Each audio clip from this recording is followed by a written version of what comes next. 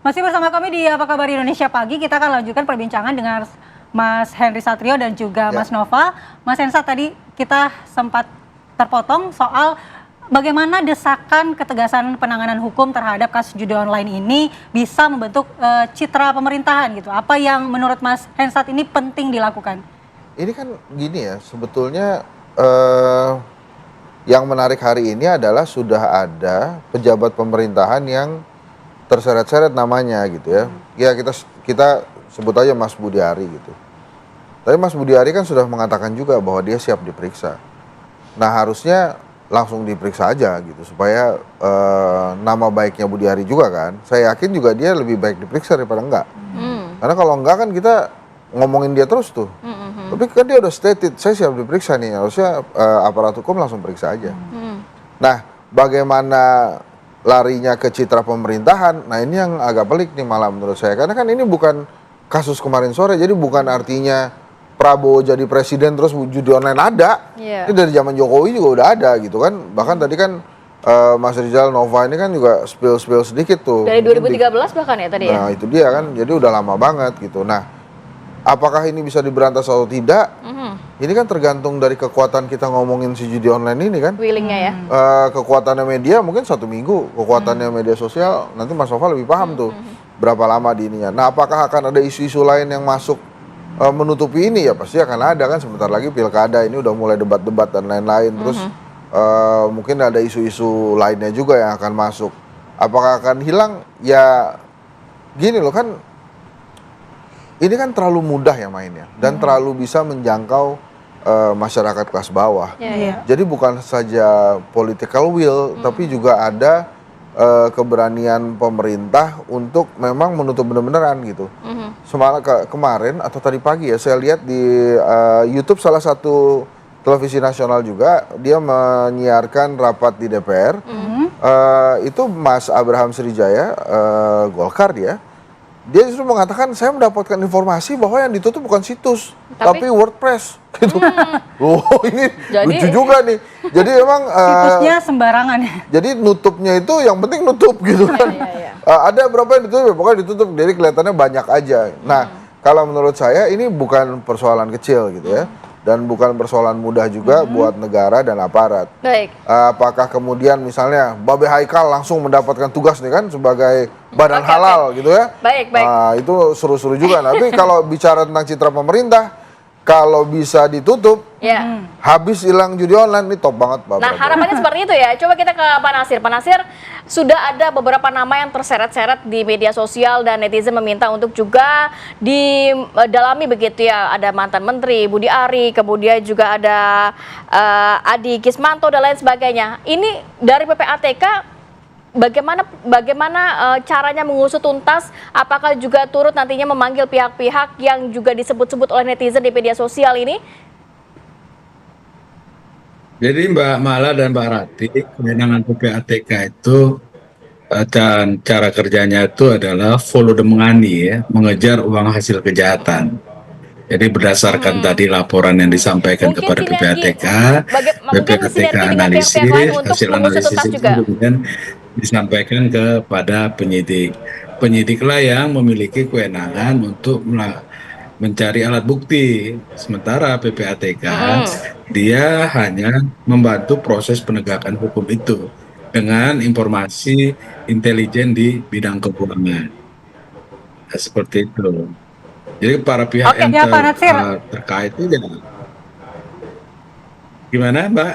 Ya Pak Natsir, jika memang PPATK sudah mengetahui aliran dana dari judi online ini, kemudian juga sudah melaporkan, memberikan hasil laporan itu kepada aparat penegak hukum, lalu mengapa selama ini masih sulit untuk diberantas Pak? Menurut Anda seperti apa sinergitas antara PPATK dan juga lembaga penegak hukum lainnya?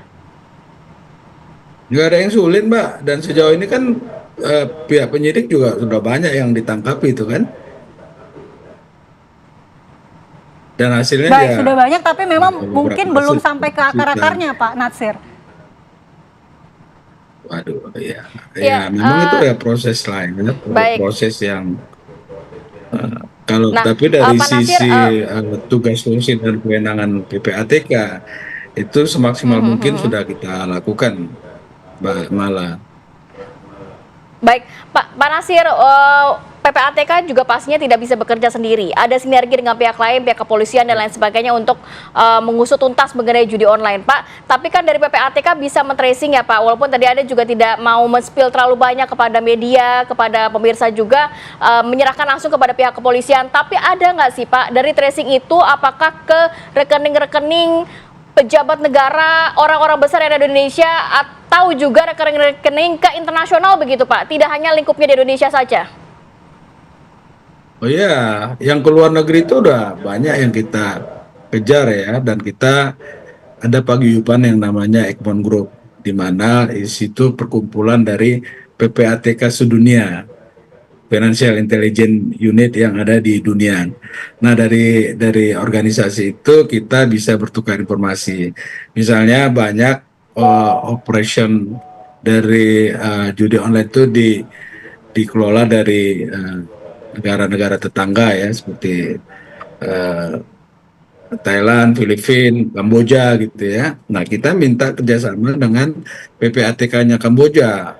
Berapa banyak nih uang yang ada di sana seperti itu gitu ya.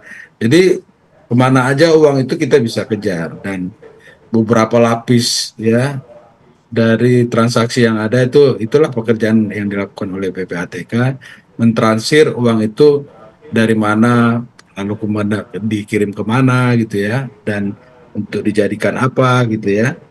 Kalau kita lihat misalnya uang hasil judi online itu banyak sekali tuh dialirkan ke kripto ya, ke money changer, pasar modal, kemudian juga Ke investasi koperasi, lainnya ya. macam-macam lah ya, belikan rumah, aset dan lain-lain.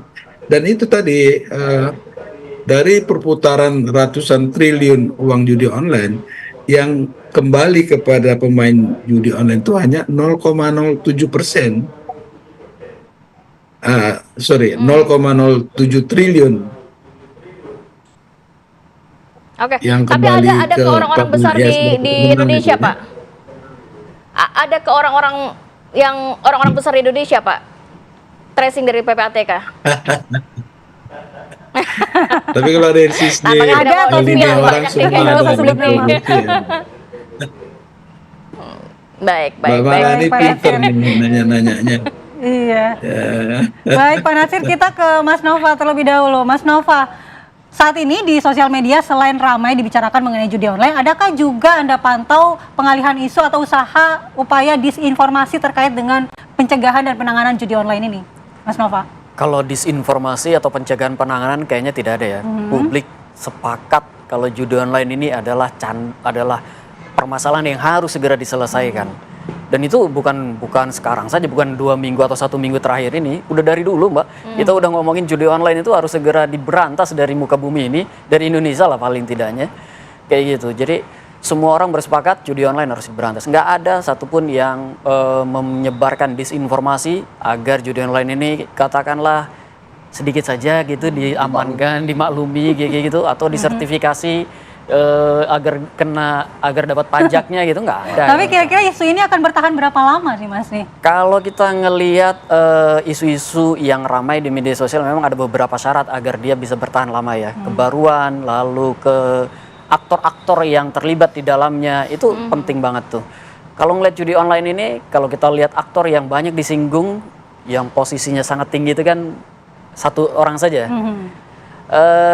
Dan selain itu bukan cuma ya, selain itu ya memang ada institusinya yang disinggung yang jadi perbincangan publik.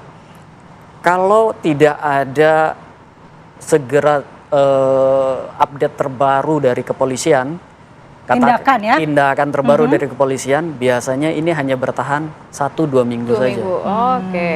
Setelah itu ya agak menurun Itu sedikit, lupa dan alihkan dengan agak menurun yang lain ya, begitu, sedikit, lalu kita sudah mulai memilih kan di pilkada. Oke. Baik, terima kasih banyak Bapak-Bapak sudah hadir pagi hari ini. Sehat selalu. Harapannya dengan upaya yang dilakukan berbagai pihak ini dapat memberantas secara tuntas judi online di Indonesia. Harapannya seperti itu ya, karena ini masalah sudah cukup lama di Indonesia ya. Ini uangnya besar banget, susah. Nah, itu dia. Mau berantasnya, semakin besar uangnya, semakin susah diberantas. Baik. Terima kasih banyak Mas Ensat, Mas Nova dan juga Pak Nasir. Pak Nasir sudah berbagi informasi pada pagi hari ini. Sehat selalu. Assalamualaikum.